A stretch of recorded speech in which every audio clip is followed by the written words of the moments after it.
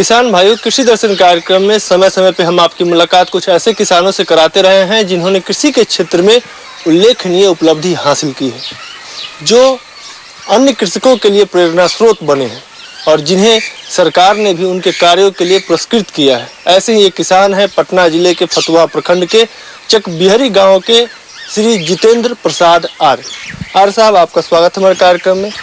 और आज हम इनसे जानेंगे कि आखिर ये सब किसानों से अलग हटके कैसे करते हैं खेती और कैसे मुनाफा प्राप्त करते हैं और जो आसपास के किसान हैं उनके लिए कैसे प्रेरणा स्रोत बने हुए हैं।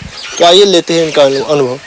सबसे पहले तो आप ये बताएं, दूरदर्शन और कृषि दर्शन परिवार की तरफ से सबसे पहले मैं आपको बधाई दे दूं कि आपको किसान श्री पुरस्कार से नवाजा गया है। आप लोग को भी बधाई। कृषि के पेशे में या कहें कि कृषि के व्यवसाय में आप कब आए और कौन कौन सी ऐसी फसलें हैं इस क्षेत्र की जो आप जिसकी खेती करते हैं? मैं 1986 से कृषि के क्षेत्र में काम कर रहा हूं और ख़ास करके मेरा दलहन के ऊपर काम होता है और प्याज बीज के ऊपर काम होता है और मसाला के ऊपर मैं काम करता हूं।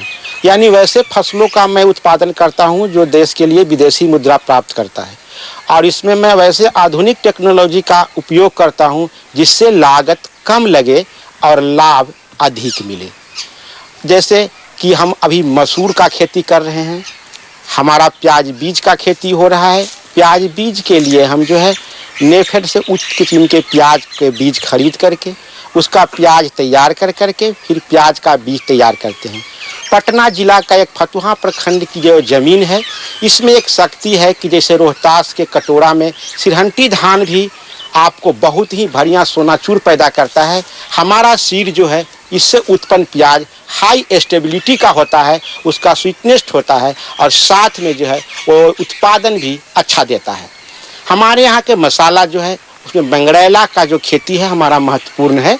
वो मंगरैला जो हमने पैदा किया था वो पिछले वर्ष जो है वो अच्छा ही उत्पादन किया था, जो फतुहा प्रखंड के मेला में सारे किसानों को टक्कर दिया था।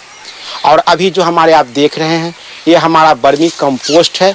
इस बर्मी कंपोस्ट से जो हमारा बर्मी बास तैयार होता है, उस बर्मी बास में हम ट्राइकोडर्मा ग्रो करा करके किसानों को उनको उपयोग के लिए देते हैं। सूडोमोनास ग्रो कराते हैं, बैवेरिया बेसियाना को ग्रो कराते हैं। ग्रो कराने के लिए कि आपको रोकना चाहेंगे कि आप खुद भी करते हैं और अन्य किसानों को किसान भाई ये प्रोत्साहित भी करते हैं, उनको जो नई नई जानकारियाँ ये प्राप्त करते हैं उसके बारे में बताते हैं। ये बर्मी कंपोस्ट का काफ़ी ज़्यादा क्रेज है आपके इस इलाके में।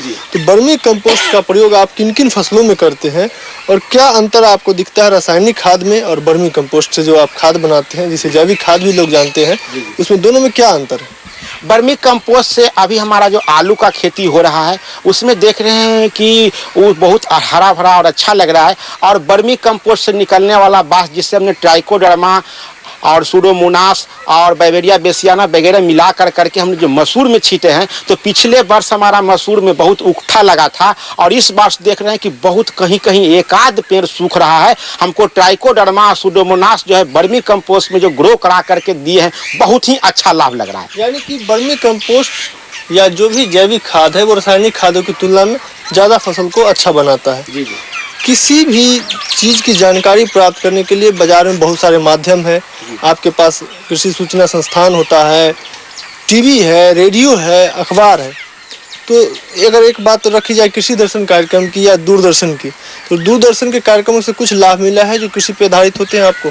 जी, हमको जो है सो कृषि दर्शन से बहुत लाभ मिलता है लेकिन बहुत नुकसान भी हो जाता है। हम अपना काम छोड़ करके कृषि दर्शन कार्यक्रम देखने आते हैं और उस समय हमारे मजदूर लोग जो लगे होते हैं वो पीछे में बहुत कम काम कर पाते हैं। हम तो चाहते हैं कृषि दर्शन हम रोज देखें लेकिन इसका कार्यक्रम 8 बजे रात को हो यानी 7 बजे के बाद कभी हो, ये हम ऐसा चाहते हैं। और बहुत लाभ मिला है।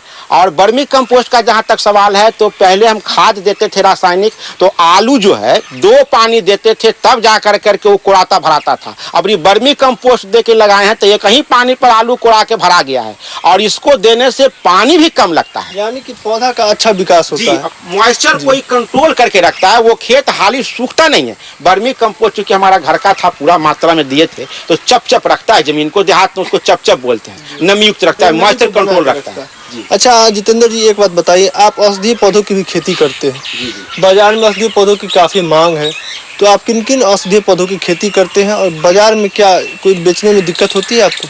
जी, हम कालमेघ है जिसको भारतीय चिरैता बोलते हैं, सतावर है, पिपली है, मूसली है, जिसका कि कहीं मार्केट खोजने की जरूरत नहीं है। हमारा लोकल मार्केट में हमारा माल नहीं जुटता है। हम हर किसान को कहते हैं कि हर अपने घर में इसको लगाइए। आप अगर निरोग रखना चाहते हैं, आप अगर स्वस्थ रखना चाहते हैं और उम्र बढ़ने के बाद जरूरत है आपको अश्वगंधा का, सर्पगंधा का, तो हम अभी खेती कर रहे हैं अश्वगंधा का, सर्पगंधा का, पिपली का, सतावर का, और हमें कहीं मार्केट खोजने की जरूरत नहीं है, हमको आसानी से मिल जाता है। आप किसानों को क्या संदेश देना चाहें, संक्षिप्त में बताएं। हम चाहते हैं कि हर कोई किसान मेडिसिनल प्लांट की खेती करे और स्वास्थ्य के मामले में स्वावलंबी हो।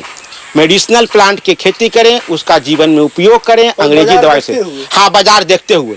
और ये सब जो मैंने बताया, इसके बाजार का कहीं कमी नहीं है, हर जगह बिक जाता है आसानी से। सिर्फ अपने क्षेत्र में ही नहीं बल्कि राज्य में भी आप कृषि को एक नई दिशा प्रदान करके अधिक से अधिक आय और उत्पादन प्राप्त करें।